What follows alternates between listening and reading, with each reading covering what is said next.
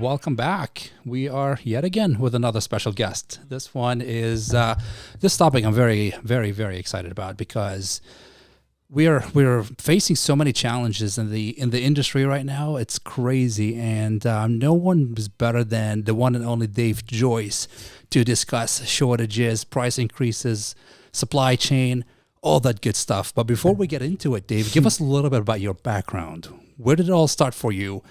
How did you get to SRS, where you are today? And just take us through the whole journey. Sure. Well, first of all, thank you, and excited to be here. Yeah. So, my first podcast.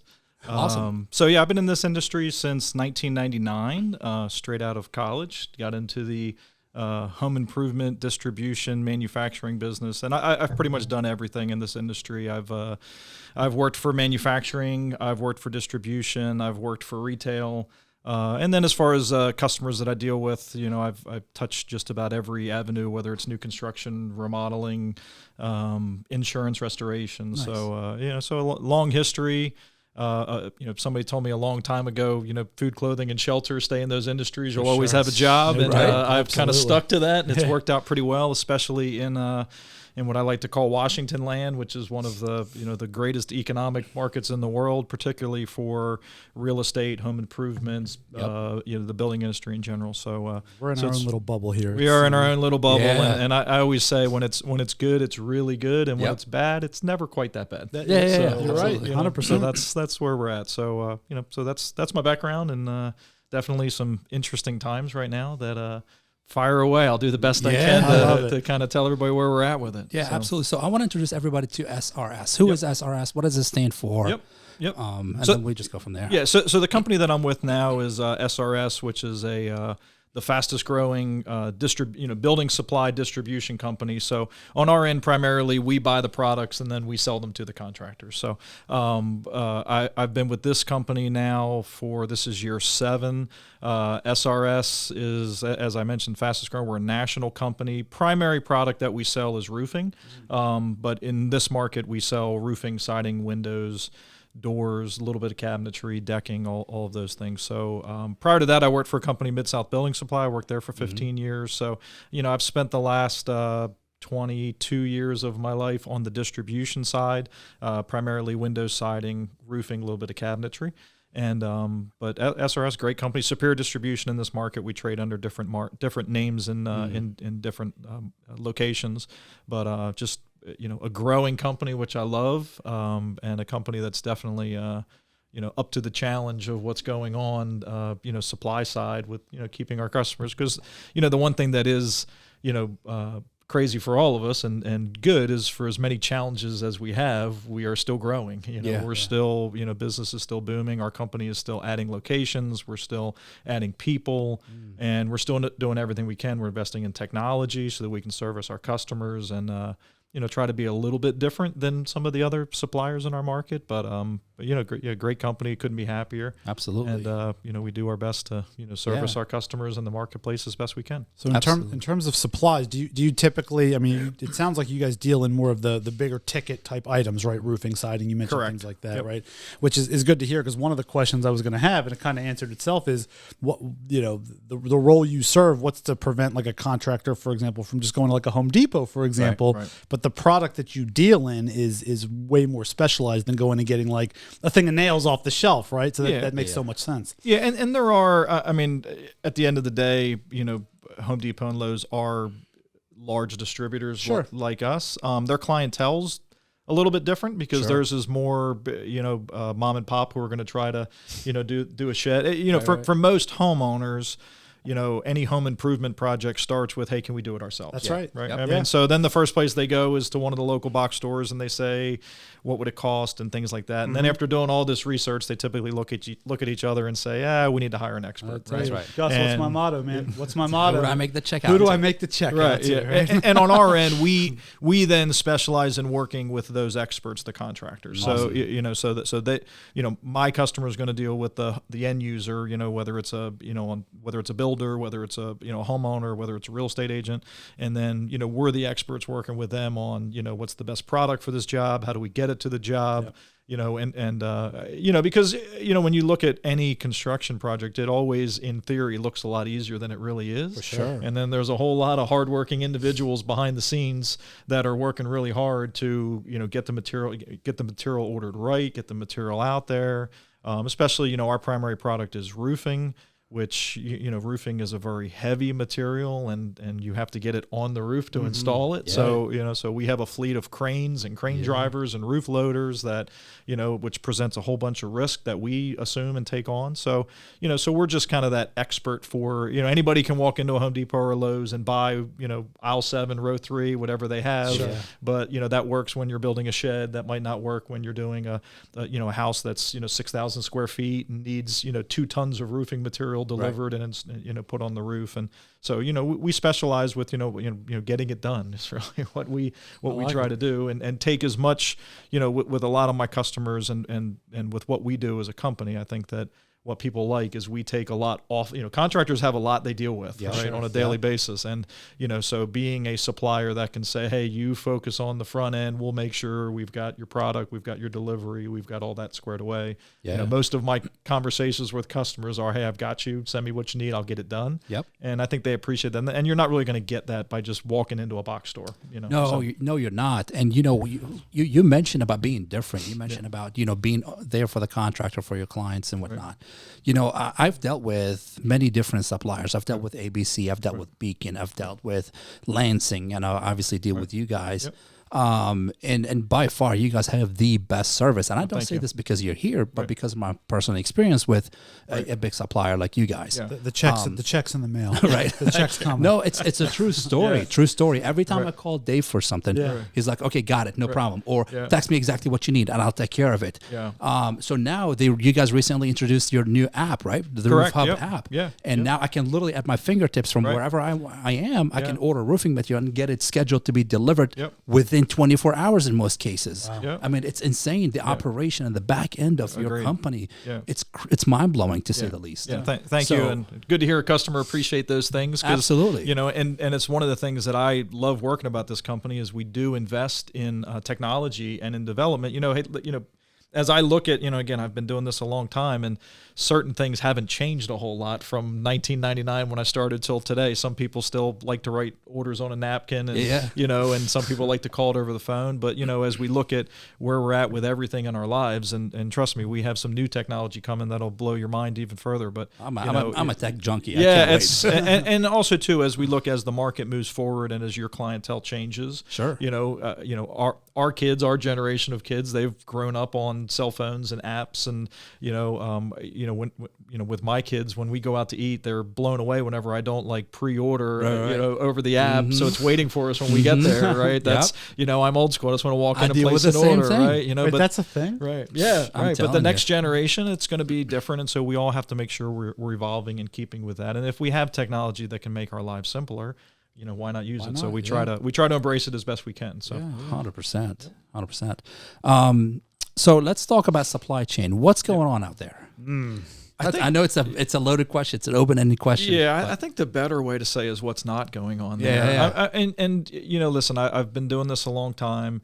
Usually when we have issues or price fluctuations or product issues, it's usually driven by one thing, right? Whether it's a storm event, whether it's fuel driven, which is usually, most of our products are chemical based. So anytime there's a change in chemical or petroleum, unfortunately, I would say with what's going on, a lot of it is perfect storm or unperfect storm of just a lot of global things that are coming together that are just creating pressure everywhere you turn. And I think for consumers and homeowners that it's not unique to our industry. It's anywhere you go. I went to pick up a gallon of paint yesterday at the paint store, and they didn't have white paint.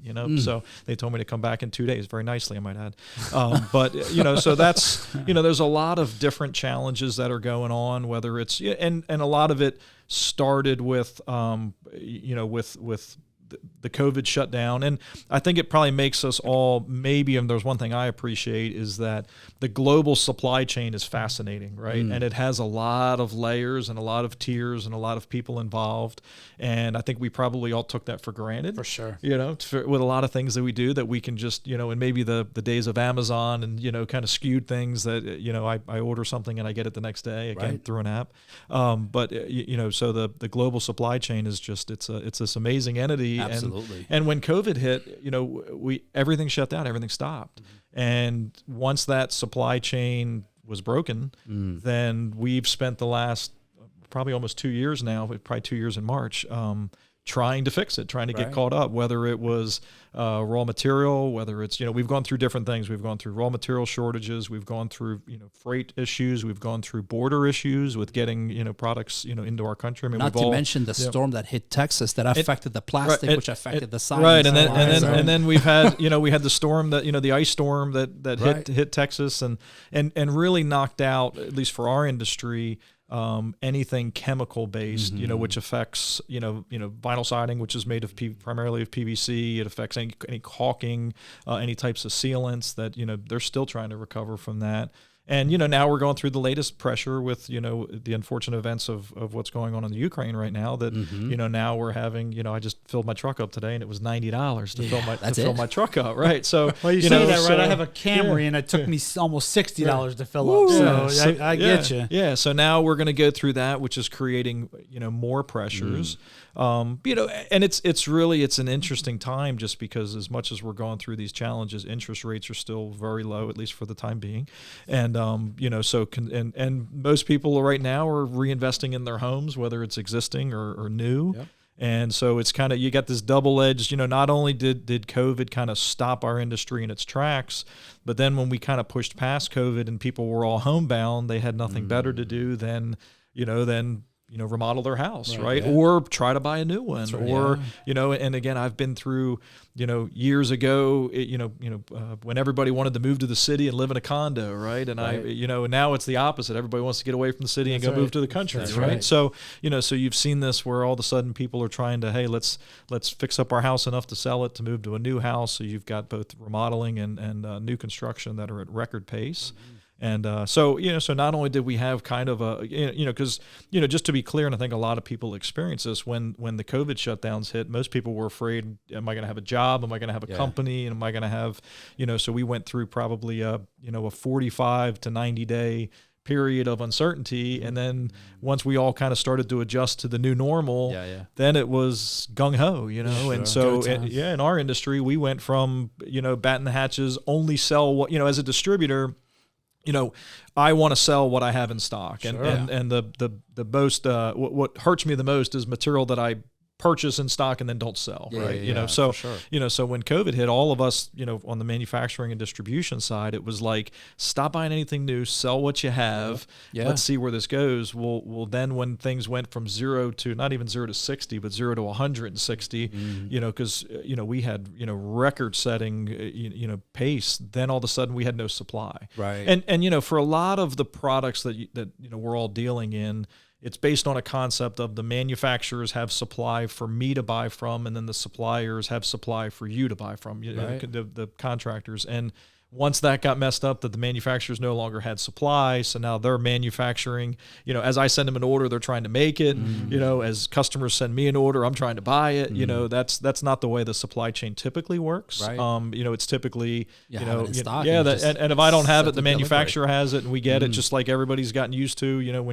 When you go to the think back to COVID. I mean, we were when you went to the store and there was no toilet paper. Right. I mean, that was like unheard of, right? But that's just because the supply chain, we in the past was somebody had it, whether it was manufacturer, distributor, or the vendor, and once that got broken, then nobody had it. Now we're waiting. So it has changed, and we all have had to adjust, and I think people are doing a good job. I mean, I think one of the things I see is people are adjusting and kind of getting used to hey, if I want this specific item, then I'm going to have to wait a year. But here's an alternative. And, that's kind of where we're at. I mean, I tell people all the time, I have plenty of products. I might not have the product that you want, But if you're open and if you're flexible, and if I can give you some suggestions, then product A might not be available, but product B is a really good fallback plan and good manufacturer and good product and good warranty, and I have plenty of that. So so that's a lot of what we do on the distribution side is give people options, and a lot of manufacturers have kind of done that as well too. That hey, listen, if a widget manufacturer that used to make 100 widgets, well, I can't keep up with that, so now I'm going to make 10, and so a lot of manufacturers have made some adjustments, and that has helped a little bit. There's still certain products that are going to be long lead times, and and for certain consumers, if I want what I want, and if you're willing to wait for it, okay, it could be a long time, but that's kind of what we're working through. So we're getting through the best we can. I always say with myself and my company, I'm that duck on top of the pond. I look pretty calm and cool on the surface, but we are paddling like heck, because every order that comes in, as I look at an order that might have, to most consumers, it's a roof. Well, roof to me has 20 SKUs. Right. So it's not just do I have the shingle, it's do I have the caulk, the drip edge, the nails, the flashing, all those things. So on and so forth. So to the customer, it's no problem, we'll get it done, and then behind the scenes, it's how are we going to get this done? But absolutely, I mean, we deal with similar situations, obviously, and not to the extent that you guys do, because while if I order one roof, you have other people ordering 20, 30 more roofs. So I totally get it. Yep. Let's talk about the war in Ukraine and how it's affecting the prices here in the U.S. because roofing especially is a petroleum-based product. Yeah. So how is that being affected? Yeah, I mean, right now the biggest effect is going to be fuel surcharges. That's probably the biggest thing, because every manufacturer typically charges a delivery charge, and when fuel diesel fuel is $6-7 a gallon, and when you're talking about miles per gallon, the trucks that my company has and the trucks that manufacturers and the truck drivers drive, they don't get really good miles per gallon. Right. So, imagine so you guys thinking about going EV anytime soon? Yeah, I mean, whatever we can do, but that's probably the biggest thing that's going to drive it is just in general that behind every product that we buy, it has to be shipped somehow, right? Whether that's plane, boat, truck, drone. I guess drones would be would be cheaper, right? But so I think the biggest thing we're seeing right now is just that if I deliver if a manufacturer delivers a truck of shingles and it used to cost them $300 in gas just to deliver that, well now it's $800, right? And then that starts to get spread out. So I think the biggest thing that we're going to see is just the fuel prices are going to drive asphalt prices in general, and then the shipping charges. But in my experience, since COVID hit, we've had price increases every 2 months, right? I was just going to talk about that for a second. So we've literally had, and just to put it in perspective, I mean, in a normal year, and I don't even remember what those look like anymore, but in a normal year, the roofing industry maybe sees 2 increases a year. I was going to say, maybe 1, but yeah. Yeah, it depends. One, and I've had, when I first got into roofing, I think I went 3 years without having a price increase, right? So, at some point, at normal times, the prices are, annual, semi-annual. Vinyl siding might have 1 a year, windows might have 1 a year. We've literally had price increases every 2 months for almost 2 years now. Yeah, and I did get your last email. Yeah, I did. Yeah. So I duck and cover when I send those emails, but and nobody likes to hear it, but it's what it is, right? I mean, it's the reality of our business. It's a tough dance, and at least the one thing is that across all distribution and manufacturing, it's consistent.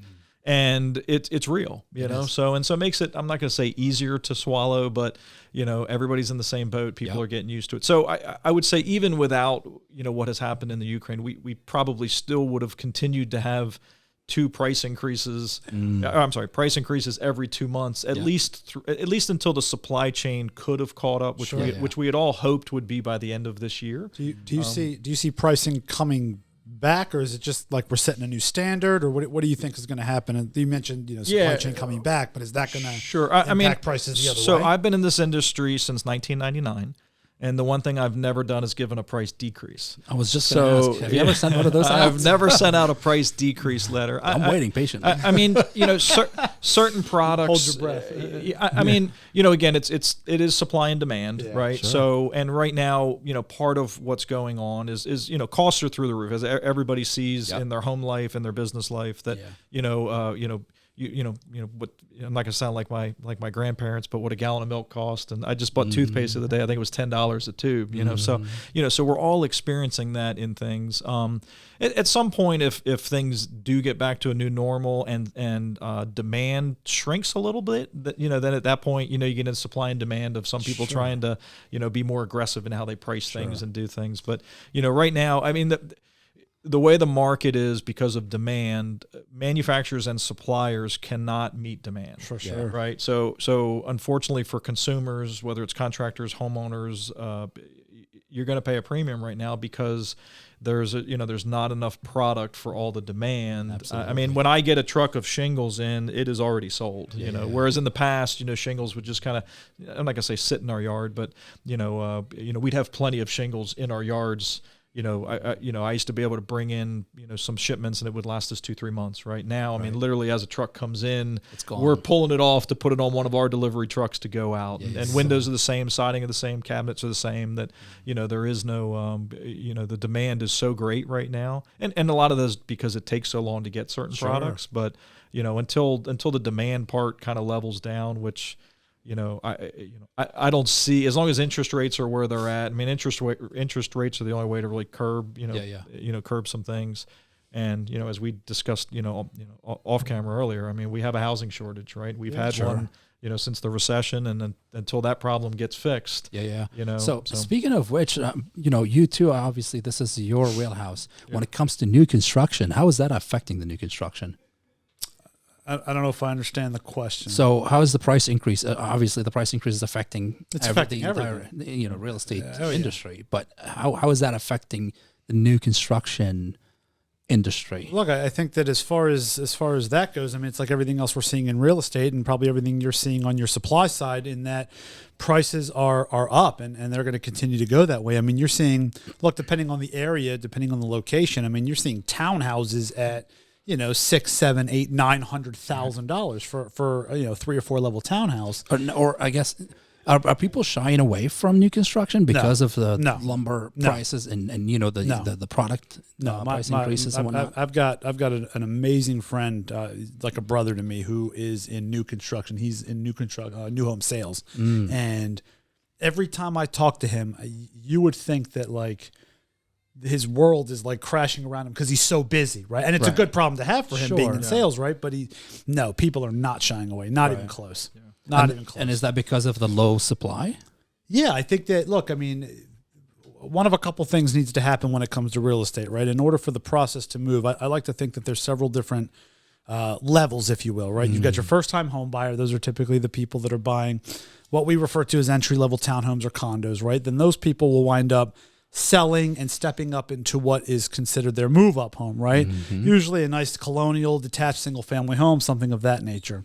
From there, folks are raising their family or whatever they like to do, right? And then age gets the better of them, if you will, and then you're either going to do one of two things. You're either going to downsize or you're going to acquire your trophy home. Right. Well, what's happened is the people that are in those move-up homes started remodeling, right? They stopped putting their home on the market. So between that and the shortage of new construction because of the recession 10 years ago, I think that we're for a while now been in this constant state of catch up.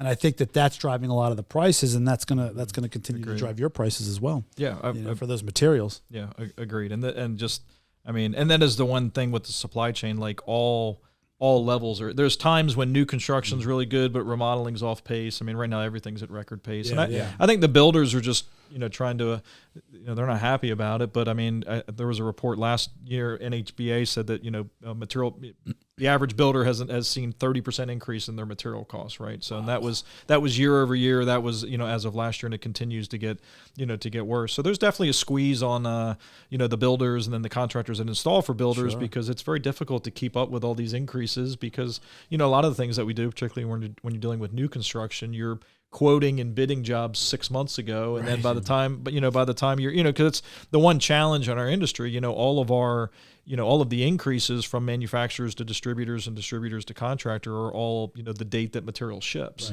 So just because you sold something or contracted something last summer, that price has now escalated. So, and so, there's a challenge. But I gotta tell you, it's so cool to hear about like the back end of that stuff, right? Yeah. Like normally you'll I walk into a store, I call you, right? Mm-hmm. It's interesting to hear kind of what goes on behind you, for example, to see what's really taking place, right? Because Absolutely. You'll get the blunt end of it, right? A customer gets pissed off, they're calling you. Yep. When the reality is it may be something that's being affected because of your ability or inability to get a material, right? And I don't know that people necessarily realize that that's what's going on. You know? And it's like I said, that whole supply chain that we all took for granted and we're so Right, comfortable right. with. It's just, right now it's not really a chain. It's more of a big twisted knot, that we're all trying to work around. Yeah. So, it's definitely created, some challenges and, but again, I mean, people continue to build houses, buy houses, remodel. I mean, so, it's one thing about this country. We continue to just, our economy's strong. We continue to chug along. We're warriors, we just keep keep getting it done. So let me ask you this, right? We just did an episode about roofing, right? We're in that season, right? And you mentioned that's one of your main products, right? So I call Gus, I need a new roof. It's raining in my daughter's bedroom. We've talked about that before, right? I need a new roof.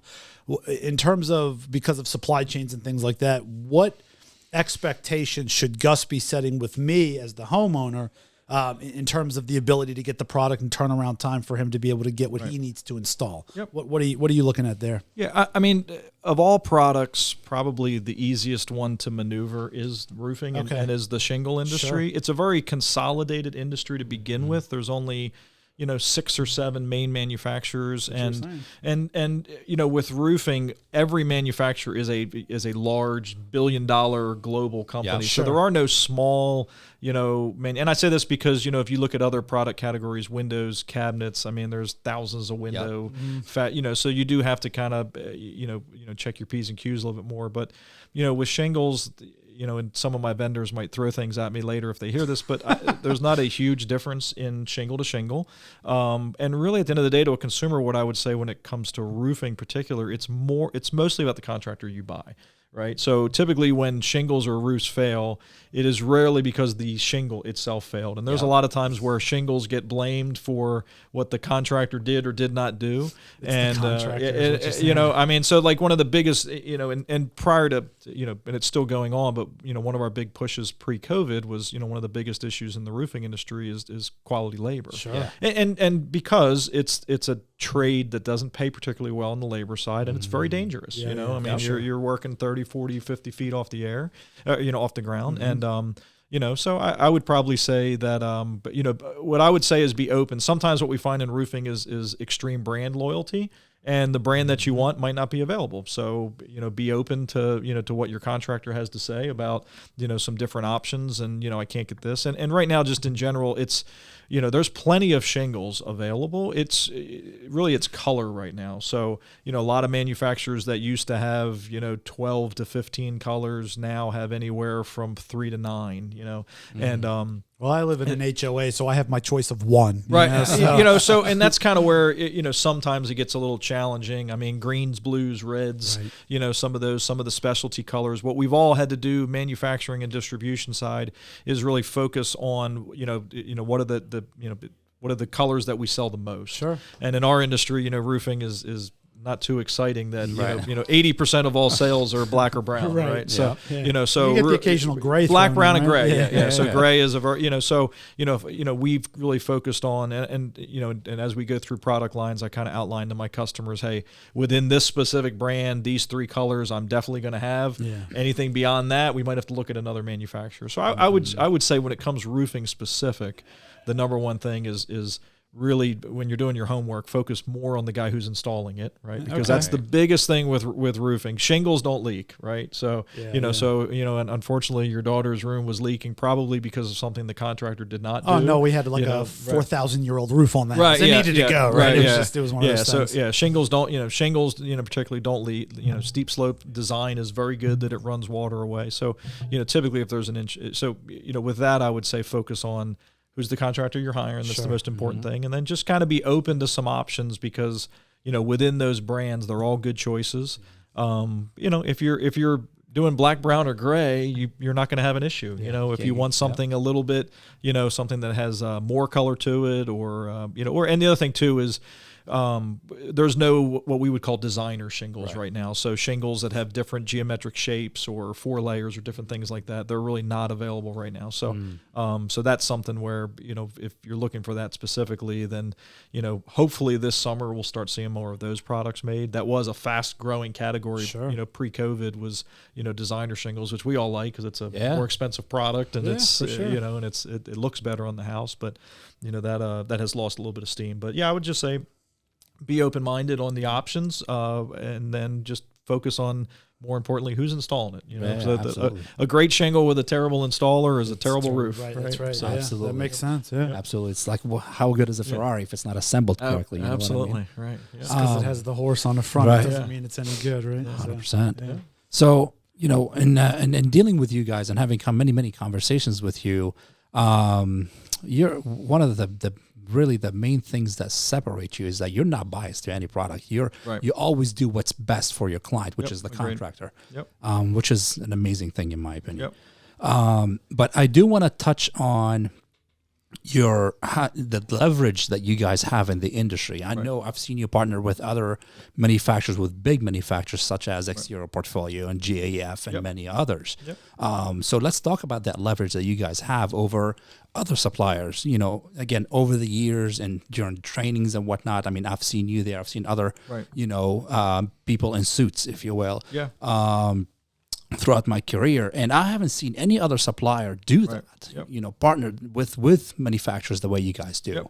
So can we talk about that real quick? Yeah, and I just think, you know, for a couple things. I think one, just because, you know, our company, I think this is year 9 for our company. You know, when we hit the market, we hit it hard. And so manufacturers knew right out of the gate that they needed to take SRS seriously because we were going to be big players in the marketplace based on our leadership, which I love. I mean, we have of all the companies, we have the greatest leadership, which is where, for any organization, where it starts, right? Is leadership, you know? So, and then we have tremendous talent on the street.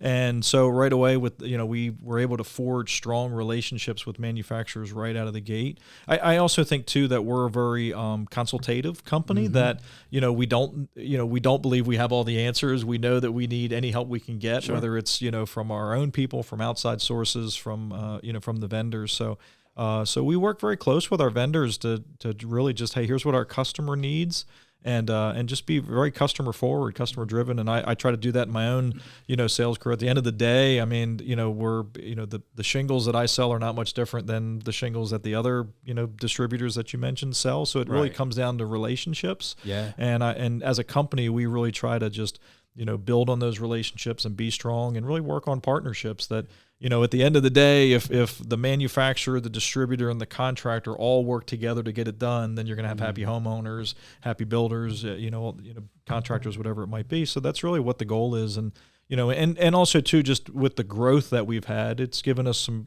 very strong leverage, with manufacturers. And, another thing too, that, we treat our manufacturers very well, right? So, they are true partners of ours. So, I do think it's one of those ones that, they're excited when we open a branch, and not just because of the new sales they're going to get from it, because of the growth opportunity and promoting their products. So, we've done a great job of just building relationships, not just with our contractors, but with our vendors. And, and our vendors are, very professional, and they're trying to do the same thing we are, which is grow their customer base. So, 100%. The more we can get them in front of people and work on partnerships and try to build that. I think also too, and you and I have known each other a long time too, we do a lot of things outside of the box instead of, not just traditional vendors, with sales trainers and marketing organizations and some platforms that we try to do that are, beyond just typical, feature benefit of here's a product and here's why I think you should buy it. We try to, get much more into, can we help you on how to sell it, how to install it better, a lot of different things that we do that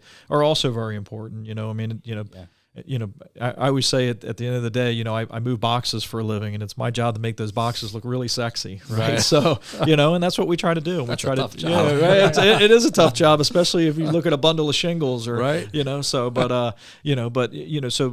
all the things that we can do to make a customer, feel knowledgeable, feel empowered, and as it relates, I also feel like those relationships relate to how our contractors deal with our end users.